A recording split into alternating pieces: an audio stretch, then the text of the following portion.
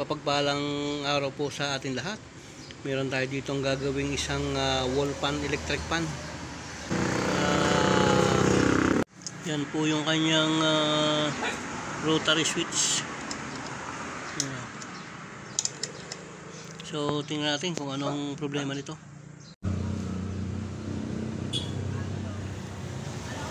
Yan. So yun natin.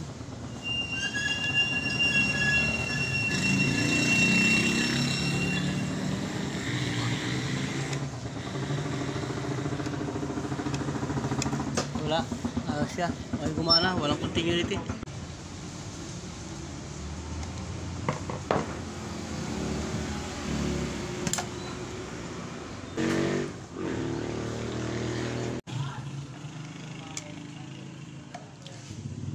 Titingnan natin yung status ng kanyang winding, kung ayos pa ba ito o hindi na. Yan. Makinis pa naman ang loob niya. So, napakahalaga ng ganitong magnet pagka tayo ay nagtatrabaho, kasi dito natin ilalagay yung ating mga metal screw. So, yan yung kanyang lubay. Maluwag na maluwag.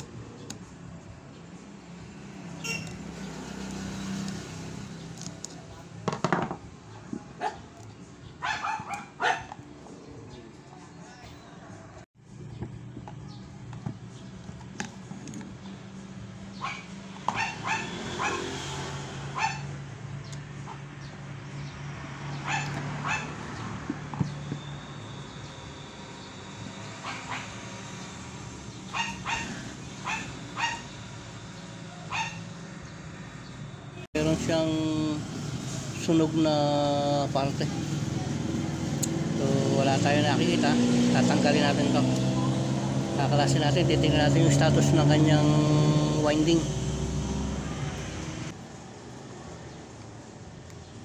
Putulin natin ito.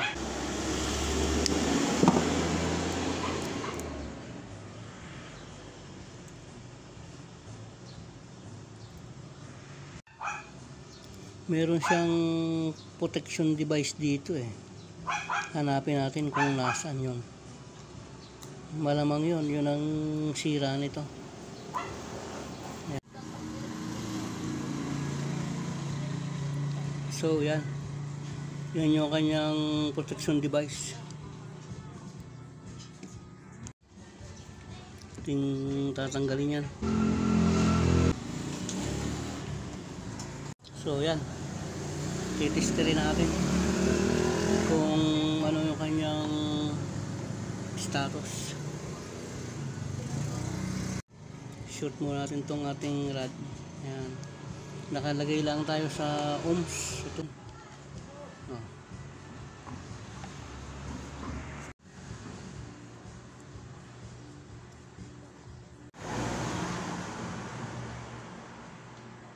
So yun.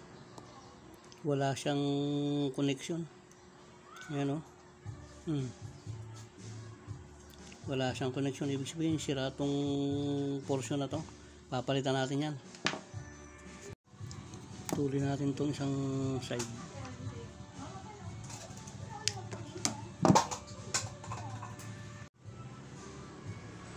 bunutin natin to. So ayan, yan yung problema niyan.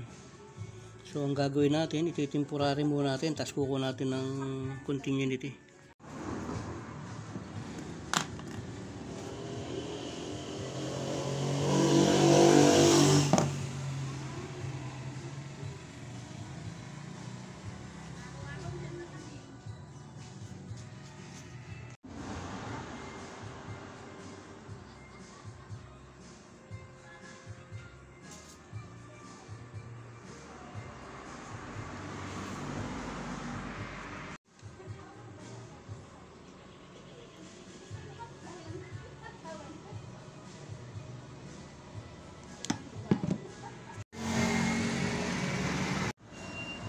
Iuuna natin to, lagay natin sa number 2. Ayan, set natin sa number 2, tapos kuha natin ng continuity.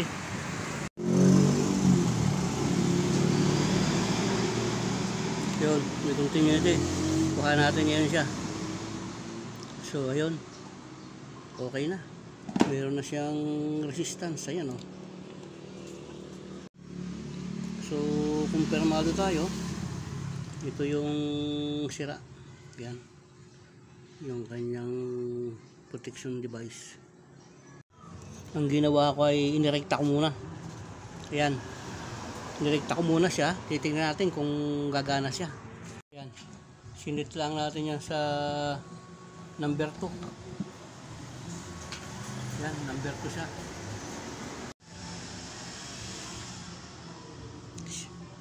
Tingin na siya natin yun.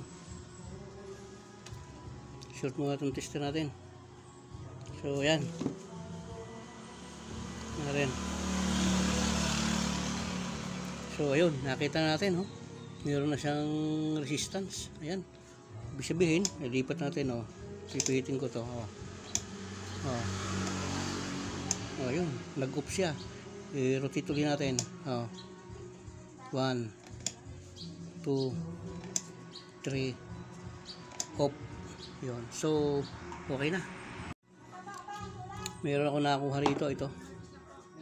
Ayan o. Ito yung isa. So i-double check natin para ma-confirm natin.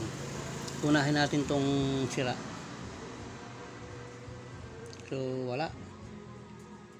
Ayan, kahit na balik-balik natin, wala tayong makuha. Ayan o.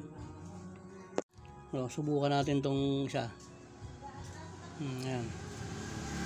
Yun, meron siya. Baliktarin natin. Yun, meron siya. So ito yung ating ikakabit. Ito. Yan, yan ang ikakabit natin. So yan, testingin natin. Shoot natin. Ito. Yan. So pipihitin ko yung rotation switch. Ayan o. Okay, 1 2 3 off. Ayan. So nakita natin, okay na yan. Ihinang na lang natin yan. Hihinangin lang natin. So yan, kanya naging pwesto. Ito. Ayan o. Ngayon, hihinangin natin yan para maganda yung kanyang kapit. Sinapin na natin tong portion na yan para hindi siya matuluan. Baka mamaya matuluan ng panghinang natin, kaya nilagyan natin ng basahan yan. So hinangin lang natin tong lugar na yan. Yan. Yun, nice na. Ganda ng hinang. Ito.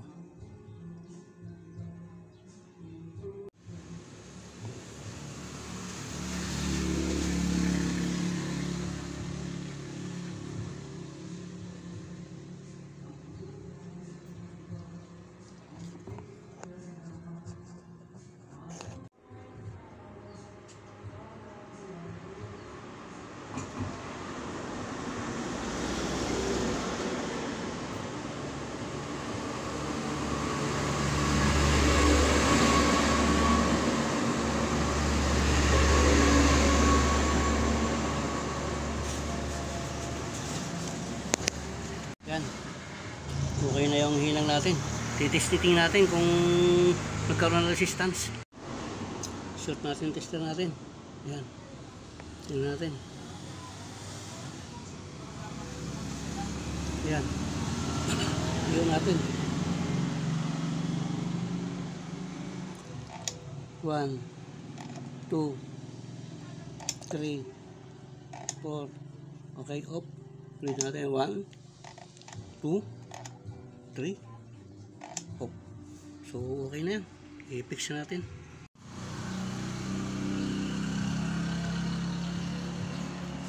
Iniitin natin to. Iniitin lang natin to para umimpis siya. Yan. I-impis yan pag ganyan para humakab siya ng gusto dun sa winding niya. Ayan. Hindi siya basta mabubunot. Yan, okay na yan. So yan po, okay na yung ginawa natin. Paganda na natin. Langisan na natin itong lugar na to para mukhang matutuyo na eh. Tsaka ito, langisan na natin yan. Yan, para lubos-lubos yung ating gawa. Yan.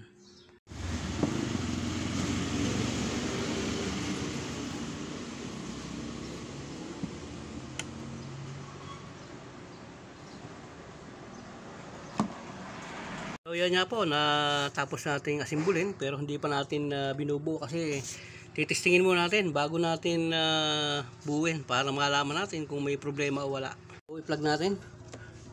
Ayan, naka-plug na siya. So ilagay natin sa number 1. Ayun. Ayan. Okay na. Okay na tong ginawa natin. Ipipix na lang natin siya. Tingnan natin sa ibang parte kung hindi nagbabago yung bilis niya. So, okay. Maganda.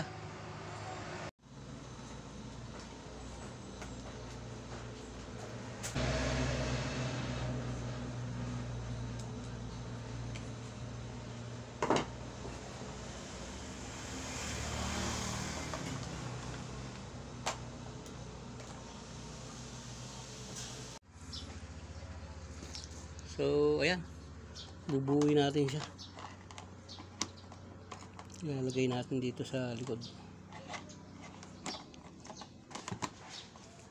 Ihiga na lang natin siguro pinaka the best. Yan, para madali natin malanggal. May kabit. Okay na po, nabuo natin tong ating project na electric fan. Panda rin natin. Yun. Yan.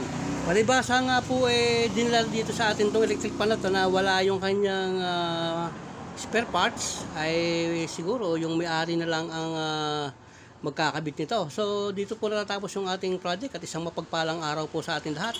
Huwag niyo po sana kalimutang pindutin yung inyong notification bell para sa mga susunod ko pang video. Paki-like din po at paki-share.